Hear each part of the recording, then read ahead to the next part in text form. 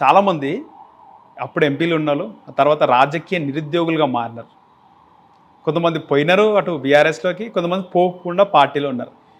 సిరిసిల్ల రాజయ్యకు నమ్మకం ఉండనా మళ్ళీ కాంగ్రెస్ పార్టీ తెలంగాణలో బతికి బట్టగడుతుందని చెప్పి? తప్ప. నేను మీకు సాక్ష్యాలు కూడా చెప్తా. వరంగల్ ప్రజలు కనుక ఈ ఇంటర్వ్యూ వినేది ఉంటే అందరూ ఖచ్చితంగా దేశం ఏంటారు సార్ ఇంటర్వ్యూ ఉంటే తెలుస్తుంది.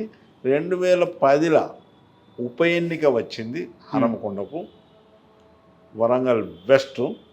ఆ ఉప ఎన్నికలో నేను దండిగా ప్రచారం చేస్తున్నా. మా దయాసాగర్ రావు అని మాకు గురువు, ఆయన ఎన్నికల్లో నిలబడ్డాడు. దండిగా ప్రచారం చేస్తున్న క్రమంలో ఇచ్చేది తెచ్చేది కాంగ్రెస్ అని నేనే కాయిన్ చేసిన దాన్ని. అది 4 సంవత్సరాలు ప్రచార మాధ్యమాలలో తిరిగింది. అంటే నమ్మకం, ఇచ్చేది తెచ్చేది కాంగ్రెస్ అన్న. ఎందువలనన్నా ఏదో అచేతనంగా అజ్ఞానంగా అనడం కాదు. ఇవ్వగలిగిన శక్తి ఉన్నది కాంగ్రెస్ పార్టీకి, బిల్లు పెట్టగలిగిన శక్తి ఉన్నది కాంగ్రెస్ పార్టీకి, పాస్ చేయించగలిగిన శక్తి ఉన్నది కాంగ్రెస్ పార్టీకి, ఏ ఇతర పార్టీలకు లేదు. అప్పుడున్న పరిస్థితిలో టీఆర్ఎస్ నేను ఇచ్చినా అంటాడు. తేగలుగుతారా? బిల్లు పెట్టించగలుగుతారా? కనీసం బిల్లు పెట్టించే అన్ని ఓట్లన్నీ ఉన్నాయి వాళ్ళ దగ్గర. కాంగ్రెస్ సపోర్ట్ లేకుండా కాదు, వాళ్ళ పార్టీకి సపోజ్ టీఆర్ఎస్ పార్టీ బిల్లు పెట్టించగలుగుతుందా?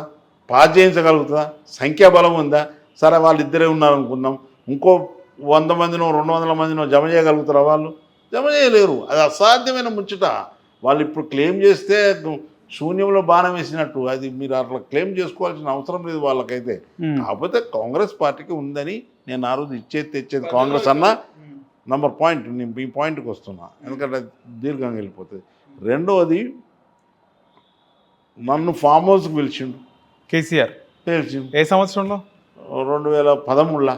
ఓహో, తెలంగాణ రాకముందు. నాకు గొప్ప హామీ ఇచ్చిండు, అందరికరికే గొప్ప హామీ ఇచ్చిండు. తనకు కూడా తెలుసు, ఒకళ్ళు ఇంటర్వ్యూ కనుక చూస్తుంటే తనకు కూడా తెలుసు. కేసీఆర్ కూడా హామీ ఇచ్చినప్పటికీ కూడా తెలంగాణ రాష్ట్రం కావాలన్నా, మనకు రాజకీయ ఫలితం కావాలన్నా, ప్రయోజనం కావాలన్నా అని ఒక చర్చ చేసి నేను అక్కడ ఉంటేనే తెలంగాణ రాష్ట్రం వస్తుంది, మా వాళ్ళు కూడా ఎవరు రావద్దు పోవద్దు, అక్కడ ఉంటే సోనియా గాంధీని కడపలో తల పెడతాము, దండం పెడతాము, బిల్లు పెడతాము, పాస్ చేయిస్తాం. ఇటు వస్తే ప్రయోజనం ఉన్నది.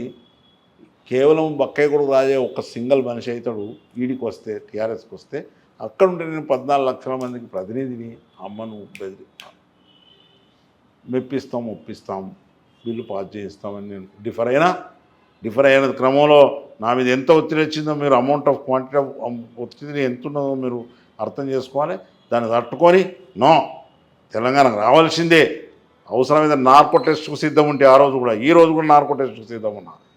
అలాంటి దృఢ నిశ్చయంతో ఎస్ ఉన్నా. పార్టీని కదలనీయలేదు, నేను కదిలిపోలేదు.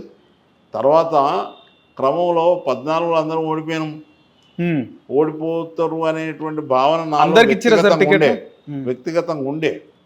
నేను ఇది గొప్పగా చెప్పుకోవడం అవసరం లేదు, కానీ నేను పార్టీకి చెప్పిన, ఉద్యమకారులకు సానుభూతి పోతుంది, ఇచ్చిన వాళ్ళకు సానుభూతి రాదు. ఎన్డీఏ 3 రాష్ట్రాలు ఇచ్చినప్పుడు మూడిట్లో ఓడిపోయింది, ఒకదానిలో అలియన్స్ ప్రభుత్వం చేసింది. ఇది చరిత్ర సత్యం.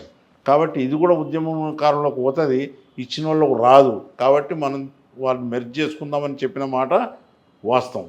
మెర్జ్ చేసిన తర్వాత పరిణామాలు ఏ రకంగా ఉంటాయనేది రాజకీయ ఎత్తుగడల తర్వాత జరుగుతాయని చెప్పిన మాట వాస్తవం. ఆ నమ్మకం ఎస్, ఇది వాళ్ళకు పోతుందని కూడా నమ్మిన. ప్రభుత్వం ఓడిపోతామని కూడా నమ్మిన. దాని తర్వాత మళ్ళీ వస్తుందని కూడా నమ్మిన. 14లో ఓడిపోయిన తర్వాత పోరాటంలో ఒక్కరోజు కూడా వెనకపోలే. ఎస్, ఎన్నడైనా కాంగ్రెస్ పార్టీ మళ్ళీ ప్రభుత్వం రావాల్సిందే. ఎందుకంటే దేశాన్ని శక్తి కాంగ్రెస్ పార్టీకి ఉంది, వేరే పార్టీలకు ఏమున్నాయి? పాపం రీజనల్ పార్టీలు వాళ్ళు ఏం చేస్తారు? వాళ్ళ చేతనవుతుందా ఈ దేశాన్ని నడపా? అది కాదు. కాబట్టి మళ్ళీ కాంగ్రెస్ పార్టీ అయితే బీజేపీ వస్తుంది, లేకపోతే కాంగ్రెస్ వస్తుంది, రెండే వస్తుంది తప్ప వేరే రాష్ట్రం ఇప్పటికి కూడా నేను దృఢ నమ్మకం. వాళ్ళు 2 సార్లు వాళ్ళకి వచ్చింది కాబట్టి, 3ఓసారి వచ్చింది కాబట్టి మళ్ళీ వచ్చింది కాంగ్రెస్. ఇక నీ దేశాన్ని రక్షించేది కాంగ్రెస్ అని కాంగ్రెస్ పార్టీది వెంటబడి నడిచే క్రమంలో ఎన్నో అవమానాలు, ఎన్నో అసహ్యాలు, ఎన్నో ఈసడింపులు, ఎన్నో వ్యంగ్యంగా మాట్లాడటం. ఎక్కడిదే కాంగ్రెస్, ఇంకా రాజయ్య కాంగ్రెస్ని పట్టుకొని ఎలాడుతున్నావు, ఇంకేం నడుస్తుంది అనుకుంటున్నావు అని అనేక మంది అన్నోళ్ళందరికీ విజ్ఞప్తి చేస్తున్నా. అనేక మంది అన్నరా లేదా? పెళ్లిళ్ళు అన్నారు, అన్నం తినేటప్పుడు అన్నారు, బజార్లో కలిసినప్పుడు అన్నారు, ఆఫీసులో కలిసినప్పుడు అన్నారు, పేదోని ఇంకేం ఆశపడి చూస్తున్నామని అన్నారు, ఇంకెక్కడున్నదా అన్నారు. అన్నా కానీ కాంగ్రెస్ మళ్ళీ వస్తుందని చెప్పిన దానికి అనేక కార్యక్రమాలు చేసినాం. అందులో నాది దృఢమైన బలమైన విశ్వాసం. ఆ విశ్వాసమే నన్ను ఇంత దూరం తీసుకొచ్చినటువంటి దానికి నేను నిజంగా కూడా కృతజ్ఞతలు తెలియజేస్తున్నాం. పార్టీ అనేక రూపాలు తీసుకున్నది. దానికి తగ్గట్టుగా మేము మంచి నాయకులను ఎన్నుకున్నాం. ఇక కాంగ్రెస్ పార్టీ ఎక్కడిదని అన్నప్పుడు ఎస్ ఇక్కడ ఉంటుంది అని రేవంత్ రెడ్డి గారిని బయటికి తీసుకొచ్చి రేవంత్ రెడ్డి గారి ద్వారా పాదయాత్రలు చేయించి, ఉద్యమాల నిర్మాణం చేసి, పోరాటాల నిర్మాణం చేసి, ఇవాళ కాంగ్రెస్ ఎక్కడ చూసినా రేవంత్ అన్న అనేటటువంటి పరిస్థితి తీసుకొచ్చి ఈరోజు మరి ప్రభుత్వం ఏర్పాటు చేసుకోవటం జరిగింది. నిజంగా కూడా కాంగ్రెస్ పార్టీ, నేను ఒక రాజకీయ ఉపన్యాసం చెప్పకూడదు కానీ ఈ దేశానికి స్వాతంత్రం తీసుకొచ్చిన పార్టీ ఎవరు వద్దన్నా కాదన్నా కాంగ్రెస్ పార్టీ. ఈ దేశానికి ప్రజాస్వామ్యాన్ని రాయించి ఇచ్చిన ఘనత కాంగ్రెస్ పార్టీ. ఉన్నోనికి లేనోనికి ఒకటే ఓటు ఇచ్చిన ఘనత కాంగ్రెస్ పార్టీ. నిమ్న జాతులను, అట్టడుగు వర్గాలకు, ఆదివాసులకు, అందరికీ, దళితులకు ఒక రిజర్వేషన్ సౌకర్యాలు కల్పించింది కాంగ్రెస్ పార్టీ. ఇది మామూలు ముచ్చట కాదు. అది అప్పుడు దేశానికి స్వతంత్రం వచ్చినప్పుడు 565 మంది రాజులు, 1000 మంది పైన సంస్థానాధీశులు. ఆ పరిస్థితిలో వాళ్ళ రాజ్యాధికారం తీసుకున్నాం, వాళ్ళ ఆస్తులు తీసుకున్నాం, వాళ్ళ ఐశ్వర్యం తీసుకున్నాం.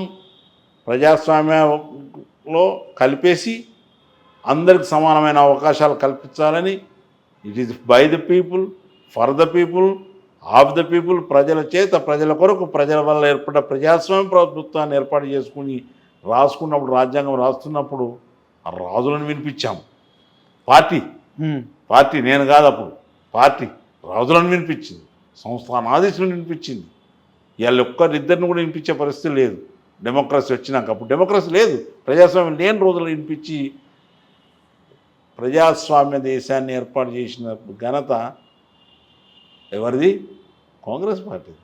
ఈరోజు కూడా ముందు కాలంలో కూడా పార్టీయే ఈ దేశాన్ని కాపాడుతుంది. ఆ పార్టీలో అందరం కలిసికట్టుగా ప్రజాస్వామ్యాన్ని పరిరక్షించుకునే దానికి ప్రజాస్వామ్యవాదులందరూ ఐక్యంగా వ్యవస్థలో రావాలి, ప్రజాస్వామ్యం రక్షించుకోవాల్సిన అవసరం ఉంది అనేటువంటి మాట తెలియజేస్తాను.